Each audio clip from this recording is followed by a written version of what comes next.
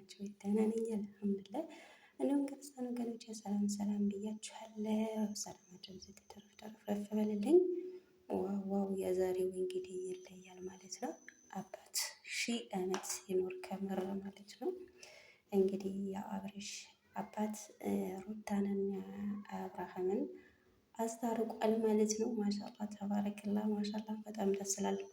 በጣም ደስ ይላል። እንግዲህ ያው ተጣላን ሰው እንደዚህ በተረጋጋ መንፈስ አባት ኑሮ ሲያስታርቅ እንደዚህ ነው ባህላችንም ማለት ነው። በመሀል ሶስተኛ ወገን ጥልቅ ጥልቅ እያለ ትዳርን ከሚያፈርሱ ሽማግሌ ጋር ደርሶ አባት እንደዚህ አረጋግቶ ያው አስታርቋቸዋል ማለት ነው። በጣም ደስ ይላል። ሩታ ካናዳ ሄዳለሁ ብላ እንትን እያለች ነው።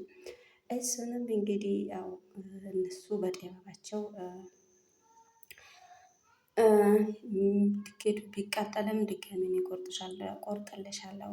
በመጀመሪያ ግን አንቺና አንተ ተረጋጉ። አብረሽ ጋር ልትሄዳ ነው ብሎ እንትን ሲል ደግሞ አንተን ምን አገባህ ብሎታል ማለት ነው። አንተን ምን አገባህ ብቻ አሁን እናንተ ሰላም ፍጠሩ። መሄዷን አለመሄዷን ደግሞ በእኔ ጣለው ብሎታል ማለት ነው። ፋዘር እንግዲህ በጣም ደስ ይላል። ጋሽዬ 1000 ዓመት ኖሮልን እድሜያቸው ረዥም ይሆን። አባት ለልጁ እንግዲህ ጋሻ ነው፣ ክብር ነው። እንግዲህ አባቶች 1000 ዓመት ይኑሩ ማለት ነው።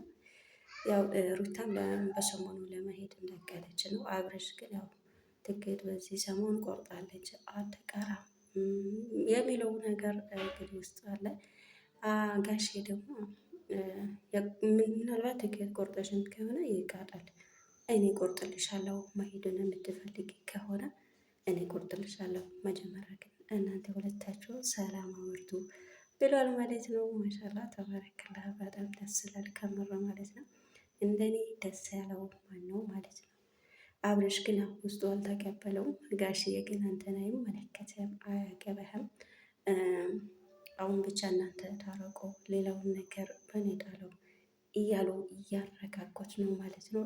አብረሽ ግን ውስጡ የፈራው ነገር ትኬት ቆርጣለች፣ አውጤ ላይ ትሄዳለች የሚለው ሀሳብ በውስጡ ላይ ያለ ይመስለኛል። በቃ አለ አይደል አባት እንደሚቆጣው ዝም ብለህ አንተ ምን አገባህ እያሉት ነበረና በጣም ደስ ይላል ማለት ነው። እንደዚህ ሲታረቁ አብረው ሲሆኑ ደስ ይላል። እና ካናዳ እንግዲህ መሄድ ካለባቸው አብረው ቢሄዱ ቢቀሩም ነው እንትን አይለው ያው በመሀል ሶስተኛው ወገን ገብቶ ጫጫታ ታረቀን ጣላን ሲሉ ከሚመጡት ይሄኛው ይሻላል ማለት ነው። በአባታቸው ፊት እንግዲህ ሩታ ለእነሱ ስትል እንትን የምትል ይመስለኛል። እና ምክንያቱም እኔ መርቄ እኔ ነው የምሸኝሽ፣ የምትሄጂበትን ሳልመረቅሽ ትሄጃለሽ እንደ ብሎ ያው ስለተናገሯት አባት ናቸው። አባት እንደዚህ ሲል ደግሞ የአባት እርግማንም መረቃትም ስለሚደርስ እሷም እነሱ ራቅዳ የምትሄድ አይመስልም ማለት ነው።